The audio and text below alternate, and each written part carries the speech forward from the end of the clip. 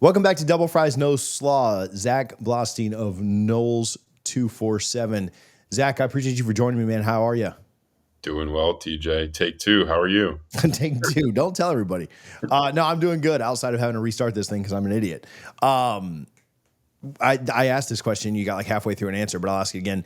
Are you a little bit surprised at Florida State having a top 10 class coming off of a 2-10 season? When you look at the top 10, it's a bunch of playoff teams, some Texas money in there with A&M, some other programs that have competed really. Miami's in there, obviously. And so does it surprise you that Florida State's up in that range?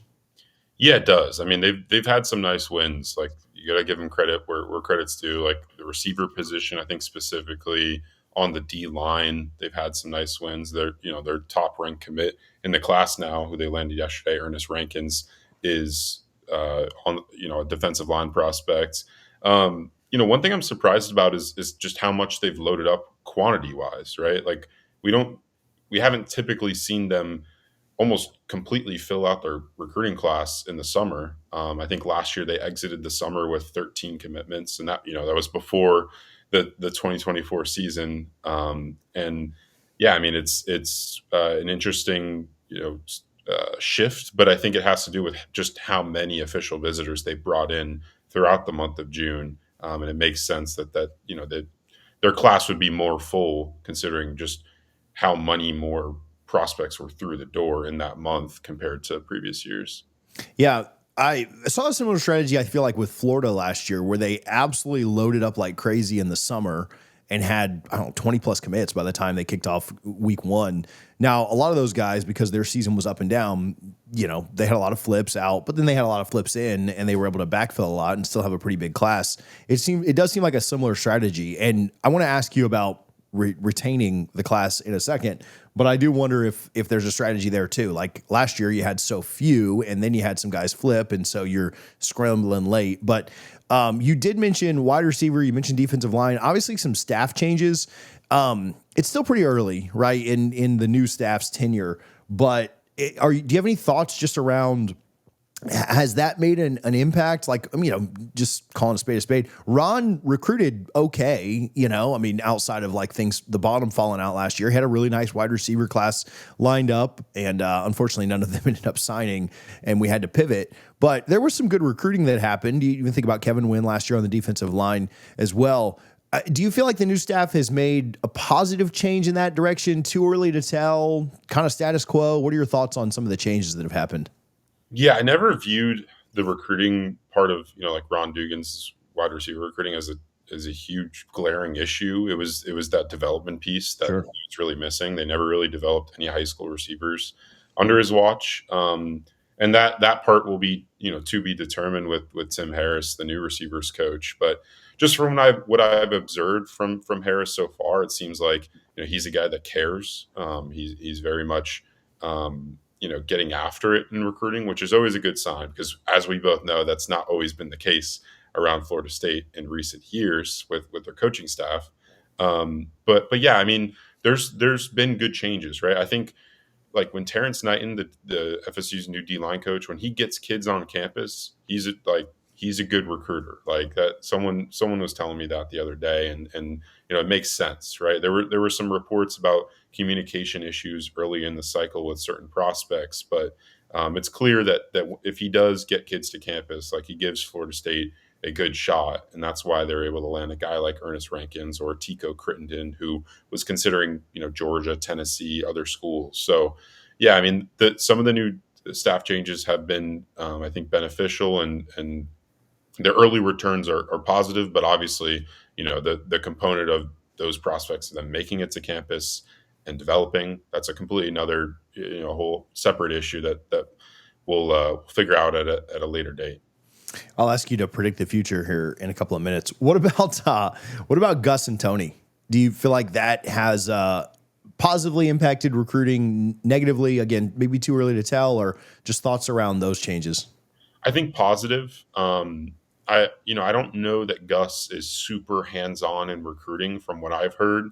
I think he's more of an on campus guy. Like he's doing presentations to offensive recruits, quarterbacks, receivers, running backs, offensive linemen, helping out in those recruitments and pitching those guys and where they'd fit within his scheme. I don't know that he's on the phone all day talking recruits. Like I haven't heard that. I think Tony White is a bit more involved in that aspect of things, but I don't know that he's your lead recruiter on anyone.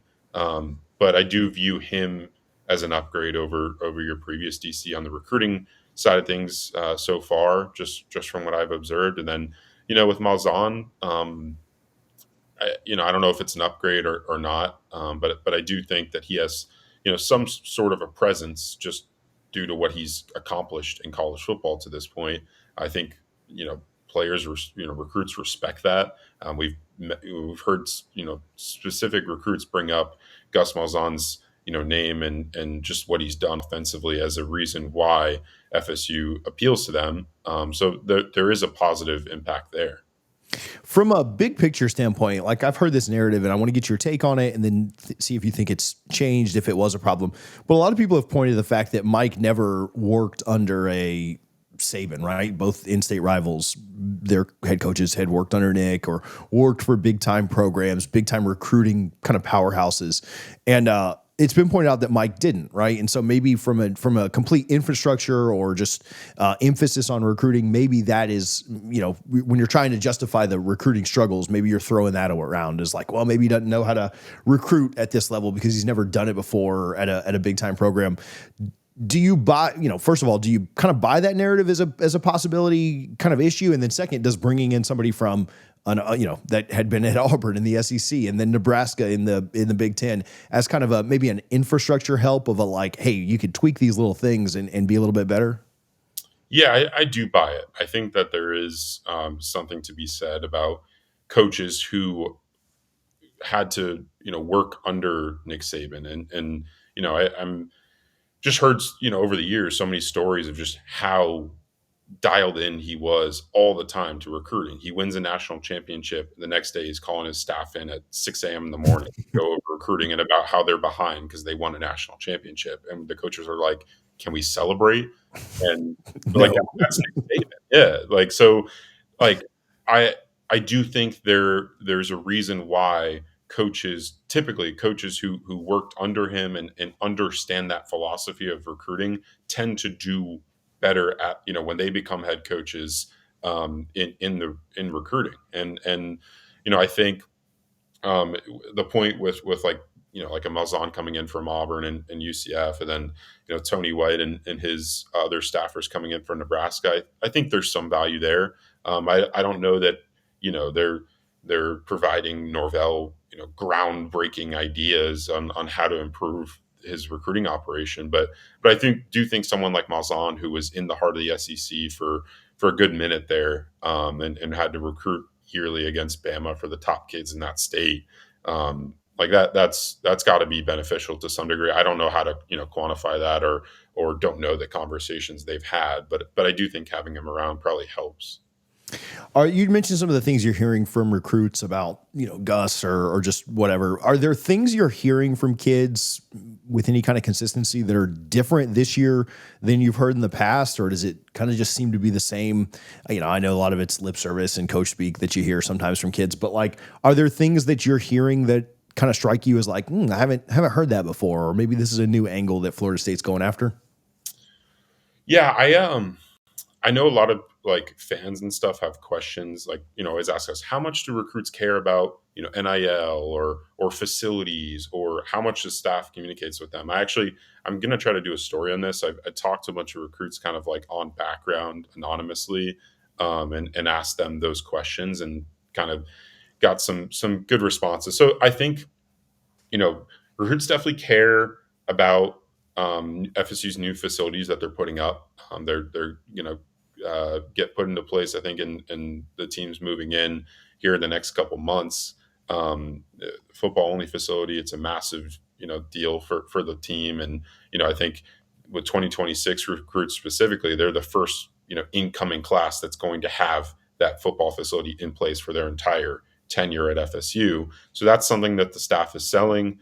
I think the communication with the staff, I haven't heard it, aside from a few like, D-line recruits earlier in the cycle, I haven't heard that be much of an issue to this point, which is a good sign because that was something that was more widespread under the previous iteration of the staff. So those are some of the things that get brought up, and yeah, I mean, nothing, like we're interviewing a lot of these recruits after their visits to Florida State. They're sitting outside the facility with like FSU coaches behind them. They're not going to say anything bad, right? So, but I wanted to go do that kind of anonymous interviewing thing because I wanted to get those candid thoughts, and I think those are some of the things that recruits are paying attention to. Is the staff, from what you're hearing, like addressing last year, or more so just moving on to the future? Like, how are they trying to sell around that, or is it more just avoid, avoid, and stop reminding people about it?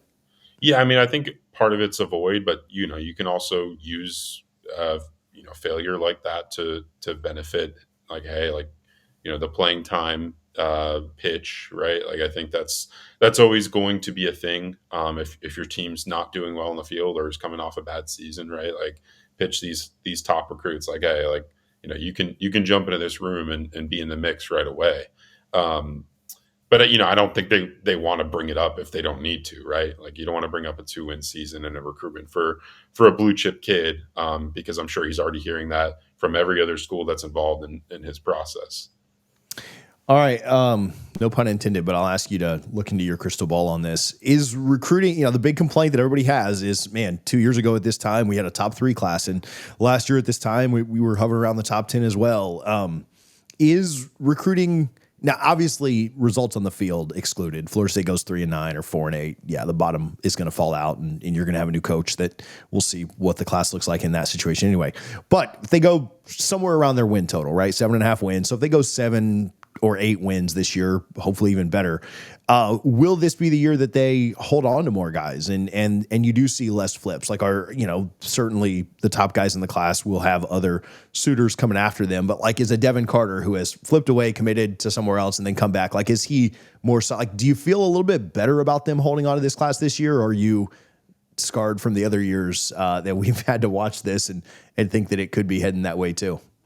Yeah, I mean, it's definitely tough to be optimistic about it just because of the history and the all the data that we've been shown to this point. But obviously, a lot of new faces on this staff. I think if you're winning 7 or 8 games, let's say 8, like you're overachieving by a little bit compared to what Vegas is predicting you to do on the field this season. So yeah, I think they'd have a better shot. Like a guy like Devin Carter, I think they've genuinely done a really, really good job in that recruitment of like building a super. Tim Harris has built a super strong relationship with Carter and his family as a guy that came in, and joined FSU staff only in December. I think like they'll have a good shot with those kids. The thing with like even if Florida State won 10 games, right? Like and they didn't have a 2-10 season, if they land a kid like Ernest Rankins, who Georgia got to camp but decided not to take, bring in for an OV. If Georgia decides in November that they want Ernest Rankins, it's probably going to be pretty hard to keep him in the class.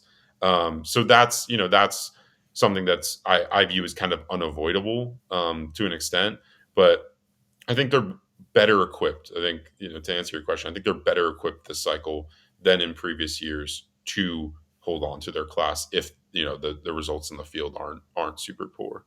Yeah.